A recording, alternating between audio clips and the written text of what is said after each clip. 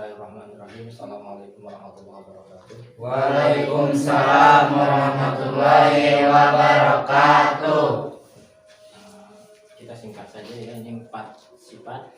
Jadi setelah 4 sifat ini beres untuk sifat huruf ya. Ini yang tidak berlawanan. Kemarin 3, sekarang 4. Ya, dari yang nomor 4 dulu. Al-inhiraf. Inhiraf itu menurut bahasa al-mailu wal-udul. Mail itu cenderung atau miring ya, modul itu. Misalkan gini, saya cenderung ke sini gitu ya, berarti miring. Jadi inhiraf itu menurut bahasa miring, ya. Ada kemiringan, ada kecenderungan. Cuk Sunda madoyong gitu ya. Nah, menurut istilah tajwid, inhiraf itu adalah mailul harfi ba'da khurujihi ila tarfil lisan.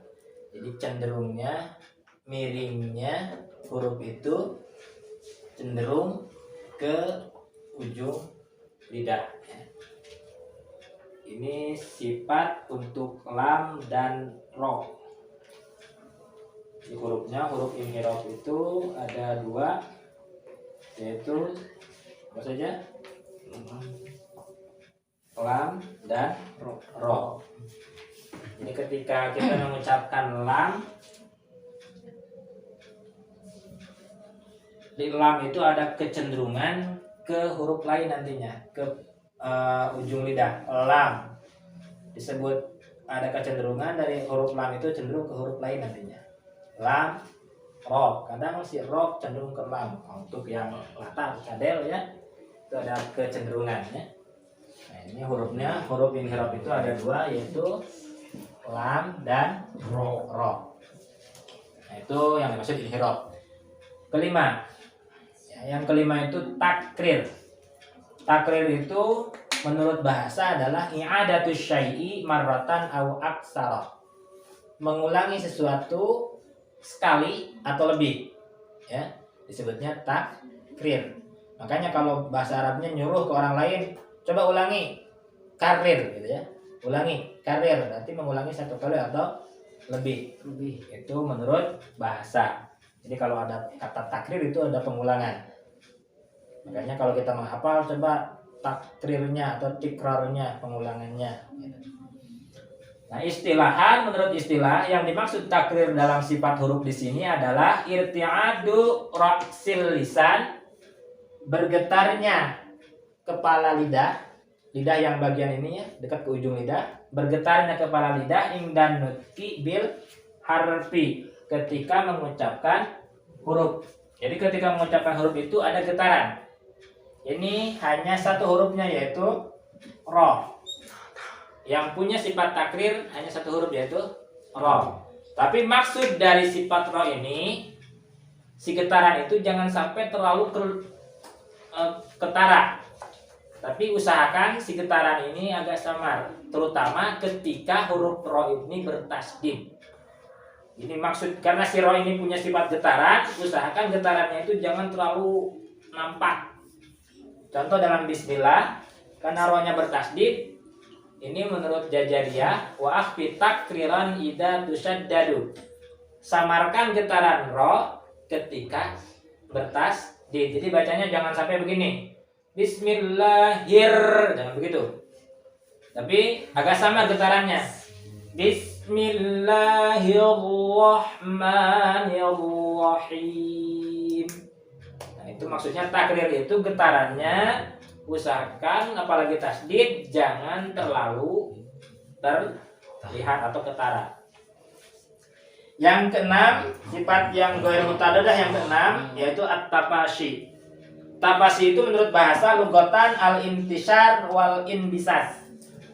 Jadi menyebar, ya, inbisas itu meluas ya, tersebar intishar itu. Jadi tafashi itu tersebar. Kalau menurut istilah, intisyarur rih fil fami indan nutqi bil harfi. Menyebarnya angin, intisyarur rihi, menyebarnya angin fil fami di mulut, ya, indan nutqi bil harfi, ketika mengucapkan huruf. Hurufnya hanya 1, yaitu shin. Shin yang ada titik di atasnya. Shin. Maka ketika mengucapkan shin, ini ada angin di mulut ini, mulutnya dipenuhi angin. Misalkan a'udzu billahi minasy, ini ada angin ya. Nah, itu disebutnya tapasyi. Tapasyi itu intisyarur rih fil fami inda nutqi bil harfi. Menyebarnya angin di dalam mulut ketika mengucapkan huruf. Yang terakhir sifat istitolah. Al istitolatu lugatan al imtidad ya, ini pakai ini paham ya, ini dal ya. Al imtidad. Al imtidad itu memanjang ya. Imtidad itu memanjang. Secara bahasa istitolah itu memanjang ya.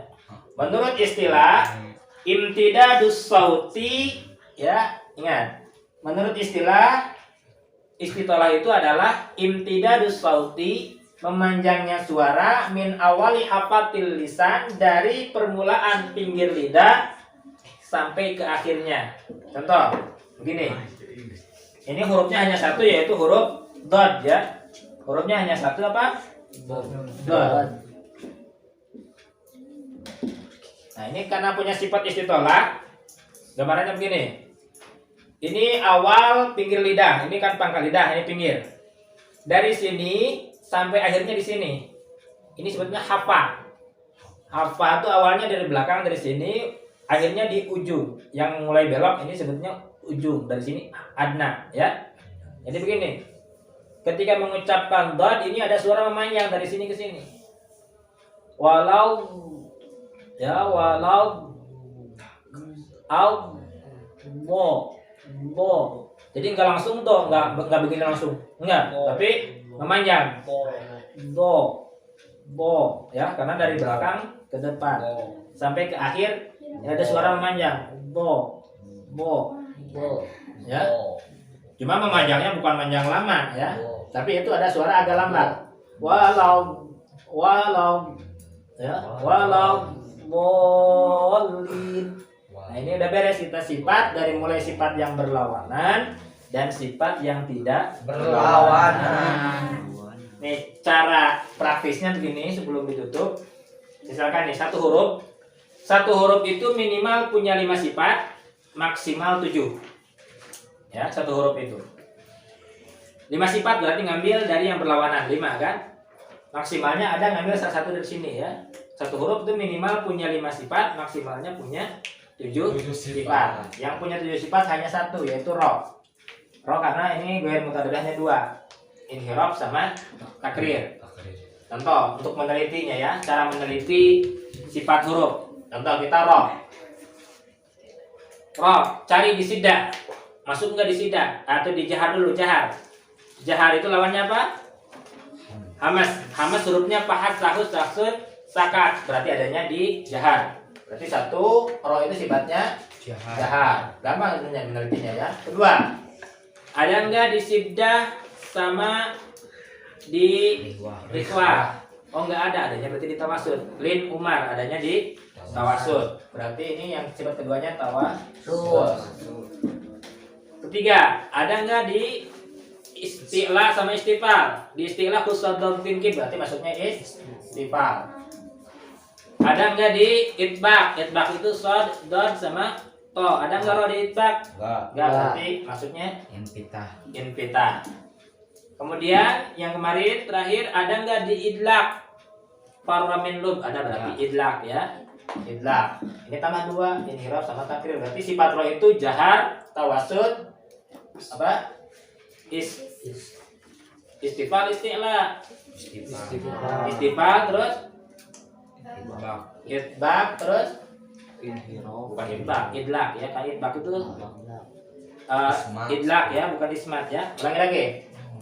Jahar, tawasud, istifal terus infitah, idlaq, inhirab, takrir, 7 ya. Cuma untuk ro, catatan untuk ro ini, huruf ro ini kalau sedang fathah sama sedang domah ya, domah sama fathah, ini huruf ro itu punya sifat isti'la ya. Karena ucapan ro diangkat, ro ke atas ya, ro, diangkat lidahnya. Kalau kasrah baru ke bawah, ri, ya. Makanya ro ini dalam istilah dan istifal, kalau sedang harkatnya sedang domah dan fathah, ro ini punya sifat apa? Istilah. Kalau kasroh ro itu istifal ya.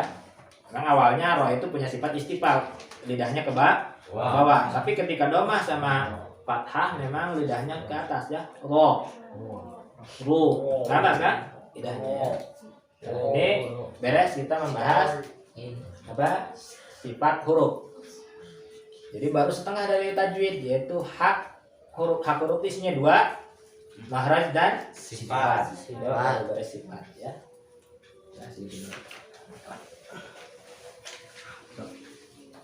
Terima kasih. Assalamualaikum warahmatullahi wabarakatuh. Waalaikumsalam warahmatullahi wabarakatuh.